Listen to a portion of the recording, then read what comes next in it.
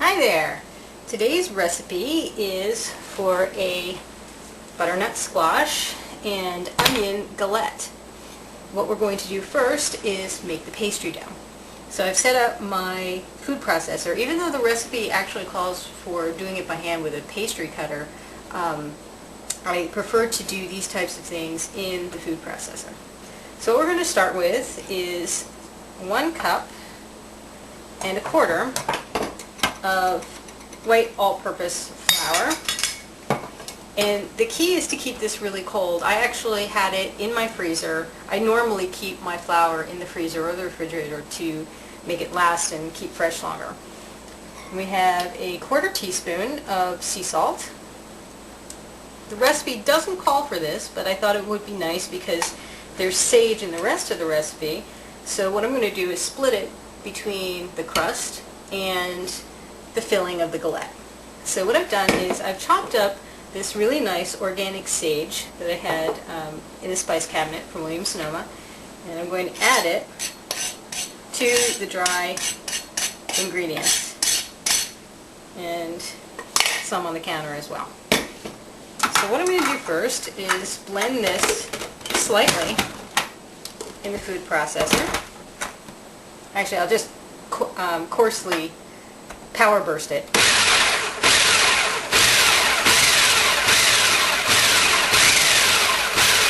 Just to mix it in a little bit.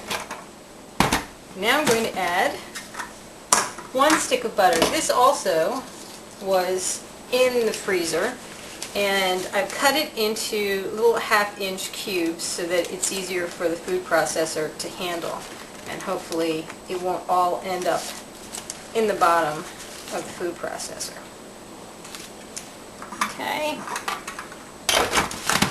stick this back on. Someday, when I have another food processor, I won't have to take it apart so much to add ingredients. I love that.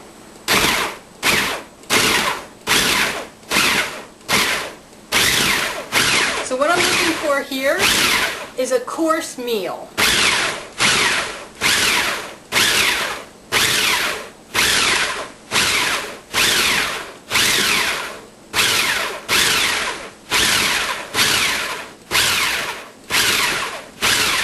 We're getting really close to that crumbly texture.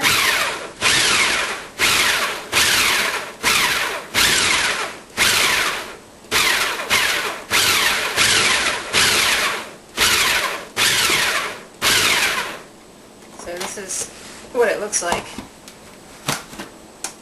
A little crumbly texture. And now what I'm going to do is prep the other ingredients that we're going to add to this to make it into a full, rich dough. And we'll be back in just a second. Right now we're going to add the liquid ingredients to the dough. Well, actually just a flour mixture, flour and butter mixture. What we have is 2 teaspoons of freshly squeezed lemon juice and a 1/4 cup of very cold water and a 1/4 cup of Greek-style non-fat plain yogurt. And this is a substitution for the sour cream called for in the original recipe. But you know, this Greek yogurt has such a wonderful, thick, rich consistency and great flavor. I thought it would be better to use that. Which is not to say that sour cream isn't wonderful, because I love sour cream, but we're going to do this.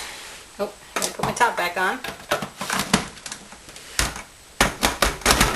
Okay, we'll give this a few rounds of power bursts and see how it goes. So see the dough's starting to clump together, and that's what we're looking for. I can see the small pieces of sage in there as well. I'm really looking forward to trying this. And the dough's coming together. What I'm going to do is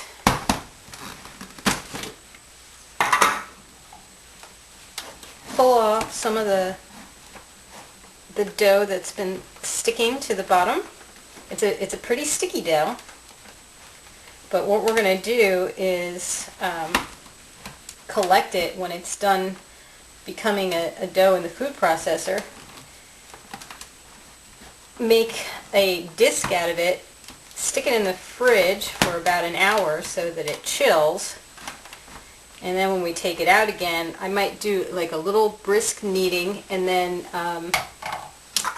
roll it out into the pie dough.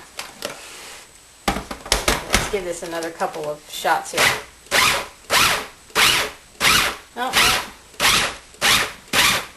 Okay, it's doing that wonderful thing that it should be doing, collecting itself into a dough ball. And I'd say we're just about done, and then I can take it out, form it into a disc, wrap it up in some plastic, and stick it in the fridge.